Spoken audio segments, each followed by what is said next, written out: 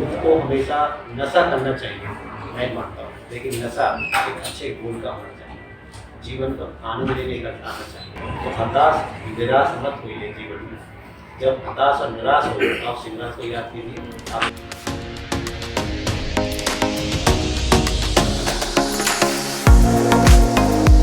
पढ़ोगे लिखोगे और बनोगे नवाब और खेलोगे कूदोगे तो होंगे खराब। ये लाइन तो आपने सुनी होगी, लेकिन आज जो शख्सियत हमारे साथ है वो किसी प्रकार के परिचय की मोहताज नहीं है और इस लाइन को उन्होंने पूरी तरह से गलत साबित कर दिखाया है।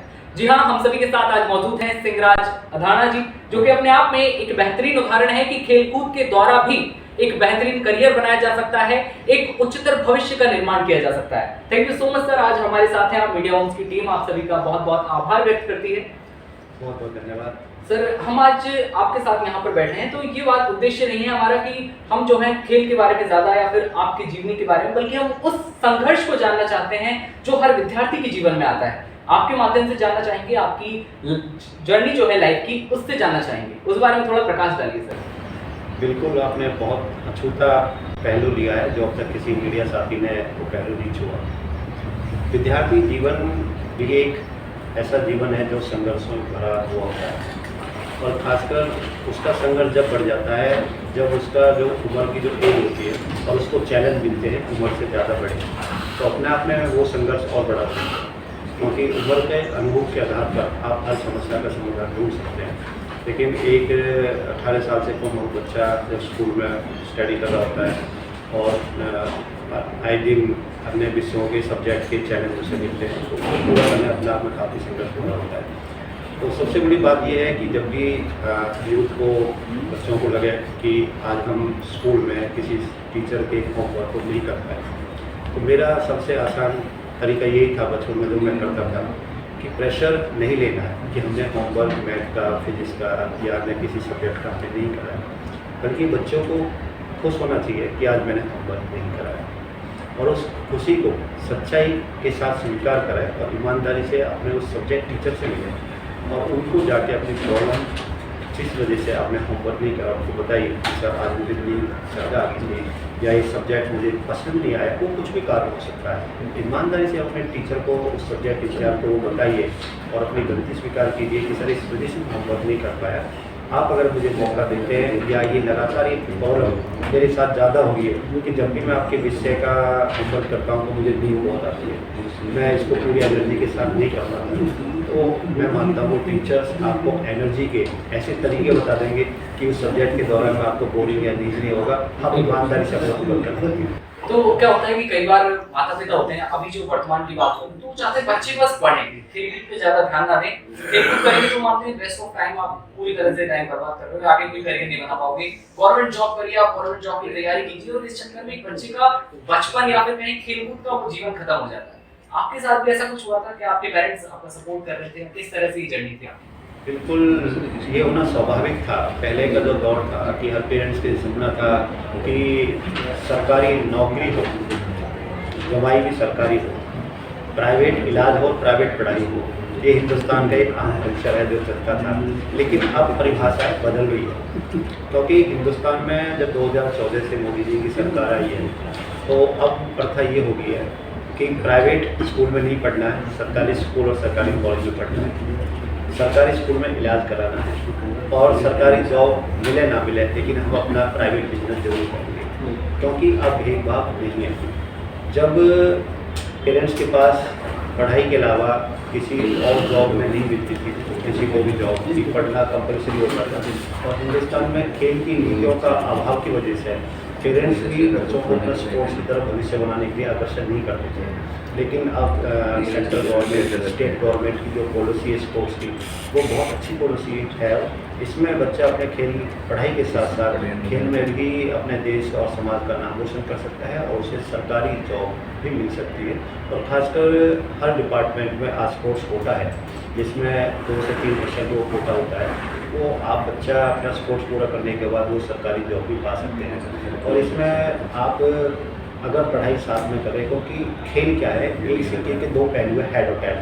अगर बच्चा पढ़ रहा है और साथ में खेल रहा है तो समझिए उसका पूरा संपूर्ण विकास तभी होगा जब वो दोनों चीज़ों में डिपेंडेंट रहा है। क्योंकि शरीर का विकास भी जब होता है जब बच्चा पढ़ाई के साथ साथ खेलता है। अन्यथा आप देखिए आज से 20 से 30 साल पुराने जो हमारे जनरेशन के जो साथी हैं उनकी हाइट और उनका वेट और फिजिकली उनका स्टेमिना देख लीजिए। अब जो प्रेजेंट में जो आने वाली पीढ़ी देख रहे हैं उनका हाइट उनका वेट पिछले के यूथ के बराबर काफ़ी डाउन है। कारण यही है कि हम स्पोर्ट्स से दूर हो रहे हैं जिसकी वजह से हम हेल्थी खाना नहीं खा पा रहे और हेल्थी खाना नहीं खा पाएंगे तो हमारा शरीर का विकास कमज़ोर होगा और जब शरीर का विकास कमज़ोर होगा तो मस्तिष्क का विकास नहीं होगा। मस्तिष्क का विकास नहीं होगा तो हम आसानी से पढ़ाई भी नहीं कर पाएंगे। शरीर भी जब आपका साथ देता है जब आप अच्छा भोजन और हेल्थी खाने के साथ साथ आप खेल में रुचि लेते हैं जब ये तालमेल मिलता है तो शरीर का विकास होगा, दिमाग का विकास होगा। जब दिमाग का विकास होगा तो जब बच्चे के पास शिक्षा होगी शिक्षा के साथ साथ खेल होगा और जब देश का भविष्य होगा। वैसे सर आपकी जो बॉडी है वाकई मतलब लगता है कि बिल्कुल फिट एंड फाइन है आप उसके बारे में बताइए क्या डाइट है आपकी? मेरा डाइट तो ऐसा कुछ खास नहीं है। मैं मीडियम फैमिली से संबंध रखता हूँ और घर में जो भी कुछ बनता है मैं वो खाता हूँ। लेकिन मैं विशेष कर सकता हूँ कि मैं मार्केट का बना हुआ जब फास्ट फूड ना खाऊँ। मोमोज हो गया आजकल जो चल रहा है, समोसे हो गए, चिप्स हो गए, आपके ऐसे आइटम मैं नहीं करता। मैं कोशिश करता हूँ अवॉइड करने की और अगर मुझे खाना भी पड़ गया किसी कारण तो मैं पहले 2 गिलास पानी पीता। मैं अपना मॉर्निंग का ब्रेकफास्ट कभी मिस नहीं करता, लंच मिस नहीं करता और डिनर मिस नहीं करता। मैं हमेशा बचपन से खाने का रूटीन टाइम से लेता था और मेरी हमेशा हर यूथ बच्चे को यही कहना है मेरे साथ मेरे नौजवानों को कि आप हमेशा भोजन की इज्जत करें और सब कुछ खाना आपको आना चाहिए। ये नहीं कि आप आलू पसंद कर रहे हैं, गोभी पसंद नहीं कर रहे या खीरा पसंद नहीं कर रहे, टमाटर पसंद नहीं कर रहे या करेला पसंद नहीं कर रहे। ध्यान रखें सभी प्रकार के भोजन अगर आप खाना जानते हैं तो उससे आपके शरीर का विकास होगा क्योंकि हेल्थी भोजन से ही मनुष्य का विकास होता है।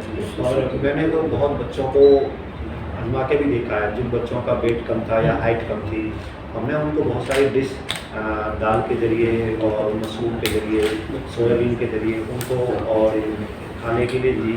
उससे उनका वेट लॉस काफ़ी बढ़ा है, हाइट बढ़ी है और उससे मेमोरी पावर उनकी बढ़ी है जिससे उन्होंने अपना एजुकेशन और स्पोर्ट्स में बहुत अच्छा किया है। बिल्कुल सर ने मतलब साफ कर दिया है कि उनका डाइट प्लान किस तरह का है, किसी प्रकार का फास्ट फूड वो खाते नहीं हैं। काफ़ी अच्छी बात है। सर ने स्कोप के बारे में हमें बताया है। रजत पदक कांस्य पदक आप विजेता हैं। फरीदाबाद हरियाणा से आपका जन्म है और अब मैं सर से अनुरोध करूँगा वो अपने क्वेश्चन रखें। हम लोग वाकई आपके बारे में जब हमने जाना आज कॉलेज आया तो हम देख रहे थे आप वहाँ पर थे, मशाल आपने जलाई, तो वाकई हम बहुत खुश हुए आप हमारे कॉलेज में आए। तो सर से अनुरोध करूँ। धन्यवाद दिव्यांशु सर। आपसे बस 2 सवाल हैं। पहला सवाल ये कि जब राष्ट्रीय शिक्षा नीति 2020 आई तो उसमें एक बात का उल्लेख था कि जो स्पोर्ट्स है उसको भी करिकुलम का हिस्सा बनाया जाए, मतलब स्पोर्ट्स को भी अब पढ़ाया जाए। तो उसके बारे में सर आपका क्या विचार है? आप तो बाकी खुश होंगे, उसके बारे में विचार। बिल्कुल, ये देश में बहुत बड़ा अभाव था कि जिस प्रकार देश में पहले हरित क्रांति आई, श्वेत क्रांति आई, लेकिन स्पोर्ट्स क्रांति अब 2020 में आई है। ये मोदी जी का ही चमत्कार है जो देश में स्पोर्ट्स क्रांति आई है और एजुकेशन हमारी अधूरी है जब तक हम स्पोर्ट्स पॉलिसी नहीं लाते हैं। इसमें पूरा भारत सरकार को श्रेय जाता है और इससे मुझे उम्मीद है कि हम यूरोप कंट्री और चाइनीज जैसी कंट्रियों को आने वाले टाइम में स्पोर्ट्स में भी मात देंगे। और ये अभी हाल ही में पैरालंपिक में भी सिद्ध हो गया था कि सेंट्रल गवर्नमेंट की स्पोर्ट्स पॉलिसी की बदौलत ही हम जो टोटल जो मेडल थे हमारे 12 थे। सेकेंड वर्ल्ड वार से बाद जब पैरालंपिक स्टार्ट हुआ है टोटल 12 मेडल थे और हमने एक ही बार में 2020 टोक्यो में 19 मेडल लिए 17 खेलों में, जो कि स्पोर्ट्स की क्रांति का पहला कदम है। और हमें उम्मीद है अभी 2020 से जो स्पोर्ट्स पॉलिसी लागू हुई है एजुकेशन में, इससे बहुत ही जल्दी भारत का ओलंपिक और पैरालंपिक गेमों में स्पोर्ट्स का अचीवमेंट बहुत बढ़ेगा। इससे बहुत ज़्यादा यूथ को एक नया मार्गदर्शन जीवन में देखने को मिलेगा। और हाल ही में मैंने अम्बेडकर कॉलेज में जो देखा आके दुबे जी जो प्रिंसिपल महोदय हैं उन्होंने स्पोर्ट्स की पॉलिसी की मुझे बताया कि उनके बच्चे किस प्रकार यहाँ स्पोर्ट्स कर रहे हैं। शर्मा जी की टीम के जरिए और ललित जी की जो टीम थी, यहाँ पर जो यूथ का मैंने प्रोग्राम देखा वो बहुत अच्छा था। मैंने मिसाल के जरिए कार्यक्रम का शुभारंभ किया और बच्चों ने कितना अच्छा यह माहौल था स्पोर्ट्स का।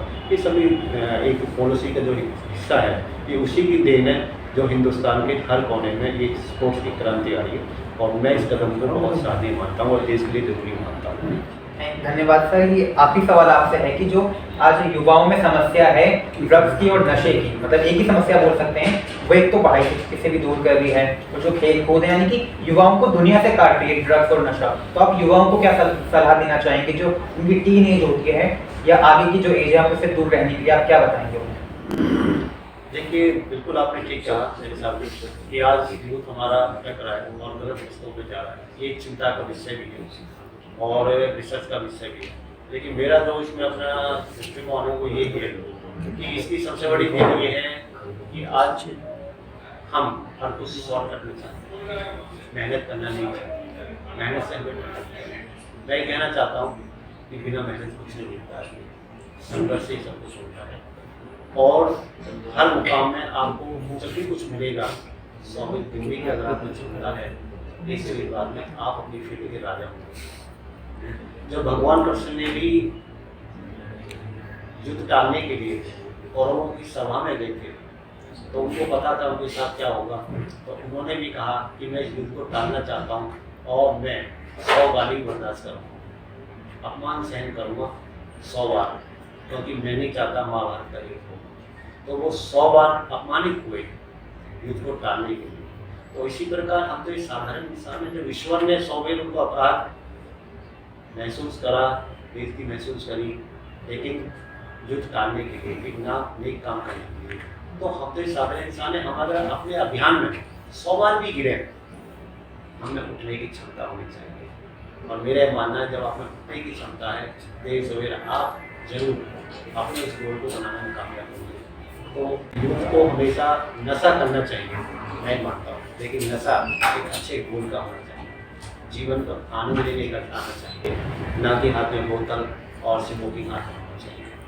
आपको माँ बाप ने बड़े प्यार से पाला था, बहुत सारे उनका सपना था जब आप बचपन पैदा हुए, जब गोदी में वो आपको खिलाते थे तो नाच करते थे, मेरा बेटा बाप बेटी हुई है। उनका जीवन में वो खुशी का क्षण हम बर्बाद कर देते हैं जब हम पे कुछ जिम्मेदारी आती है, कुछ करने की आती है। तो हताश निराश मत होइए जीवन में। जब हताश और निराश हो आप शिवराज को याद कीजिए, आपको जरूर जीवन में कहीं राम मिलेगी, क्योंकि गिरने के बाद उठना हर खिलाड़ी को आना चाहिए।